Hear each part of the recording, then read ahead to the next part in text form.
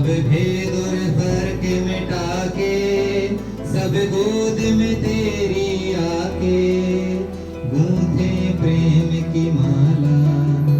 सूरज बनकर जग पर चमके, भारत नाम सुभागा। जय हे जय हे जय हे, जय जय जय जय हे। सुबह सवेरे पंख पखेरु, तेरे ही गुण गाऊं। देशभक्ति केवल बॉर्डर पर लड़ना नहीं होती, बल्कि देशभक्ति वो भी कहलाती है जब हम देश के भविष्य को सशक्त बनाते हैं कि वो देश का नाम रोशन करे। और ऐसी ही शुरुआत गांव मिर्ज़ापुर तिगांव विधानसभा क्षेत्र में की है सोहम चैरिटेबल ट्रस्ट और वीर बंदा बैरागी संघ के संयुक्त तत्वाधान में। बच्चों को आधुनिक शिक्षा के साथ साथ कंप्यूटर शिक्षा यहाँ पर दी जाएगी। और पूरे फरीदाबाद जिले के लिए ये गौरव का क्षण है जब हमारे साथ आज़ाद हिंद फौज के संस्थापक, भारत के वीर सपूत सुभाष चंद्र बोस जी के प्रपौत्र हमारे साथ सोमनाथ बोस जी यहाँ पर मौजूद हैं। सर, बहुत बहुत स्वागत है आपका फरीदाबाद की धरती पर। और मैं एक बात आपके संबोधन के दौरान सुन रही थी, मैं चाहूँगी सबसे पहले हम उसी पर बात करें कि आपने कहा कि विचारधारा अगर अपना लेते हैं तो शायद वो आज़ादी सार्थक नज़र आती है। ज़रूर चाहूँगी कि दर्शकों को बताएं कि क्या तात्पर्य है और क्या एक अपील आप देशवासियों से करना चाहते हैं। सुभाष चंद्र बोस का विचार है वो कोई भेदभाव नहीं रखते हैं, वो देश प्रेम सर्वोपर रखते हैं। उनका कोई भी किस धर्म हो, किस जात हो, किस देश हो, उसका देश प्रेम को ही वो पहले नज़र में देखते हैं। देश प्रेम को आप अगर सर्वप्रथम रूप से देखते हैं तो देश को आगे तो बढ़ना ही है। आज हम लोग अलग अलग जात में बांट रहे हैं अपने आप को, अलग अलग धर्म में बांट रहे हैं अपने आप को।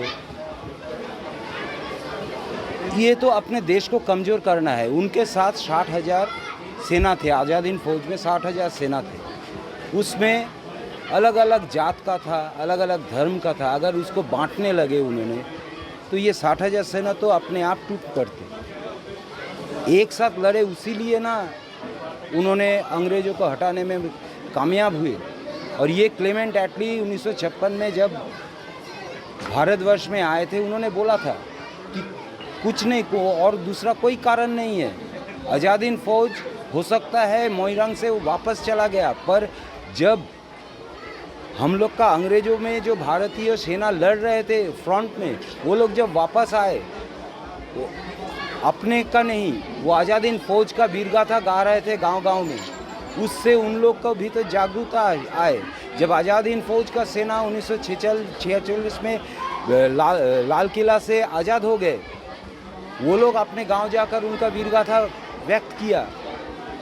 तो पूरा देश, आज अंग्रेज सैनिकों का बल पर देश चला रहे थे। सैनिक ही तो आपका कराची और मुंबई में नेवल म्यूटिनी हुई, उसके बाद आर्मी का म्यूटिनी हुई। अंग्रेज कैसे रहेंगे देश में? यानी सर, अपने से ज़्यादा देश को महत्व दिया जाए।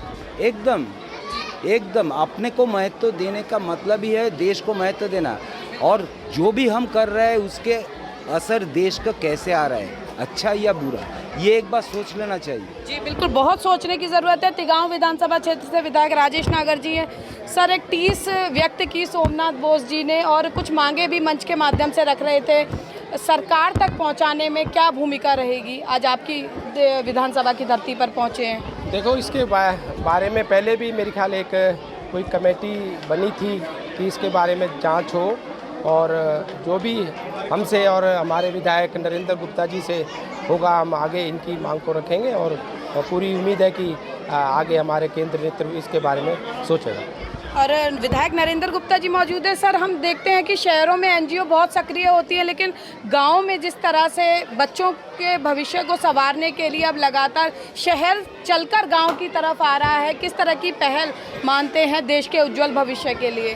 देखिए, आपके माध्यम से मैं सोहम चैरिटेबल ट्रस्ट और बंदा बैरागी समाज के इस भवन में जो एनजीओ ने अपना कंप्यूटर सेंटर, सिलाई सेंटर शुरू किया है, मैं उनको धन्यवाद करता हूं। और निश्चित ही मुझे बड़ी खुशी है कि हमारे तिगांव विधानसभा क्षेत्र में तो भाई राजेश नागर जी जहाँ के विधायक हैं, मिर्ज़ापुर में एक शहर से भी अच्छी फीलिंग आ रही है। और निश्चित रूप से जो समाज के गरीब तबके से संबंधित लोग हैं उनको अपने को सशक्त करने के लिए बहुत अच्छा आज काम स्टार्ट किया है। राजेश नागर जी भी मौजूद हैं। मुझे लगता है ये लोग अपना जो हमारा माननीय मोदी जी का सपना है एक सशक्त भारत में कॉन्फिडेंस ज़रूर पैदा करेगा और ये लोग यहाँ से पढ़कर या ट्रेनिंग लेकर अपने जीवन को बहुत नई ऊंचाइयों पर लेके जाएंगे। तो बिल्कुल देखिए, ये संदेश है उन लोगों के लिए जो देशभक्ति की भावना तो रखते हैं लेकिन किसी कारणवश देश के लिए बॉर्डर पर जाकर कुछ नहीं कर सकते। वे लोग देश के भविष्य को सक्षम बनाकर और इस तरह से समाज के लिए काम करके खुद को देशभक्त की श्रेणी में अवश्य शामिल कर सकते हैं। फरीदाबाद से पूजा शर्मा, पंजाब केसरी टीवी। हमसे जुड़े रहने के लिए हमारे YouTube चैनल को सब्सक्राइब करें और नई वीडियो की नोटिफिकेशन के लिए बेल आइकॉन को दबाएं।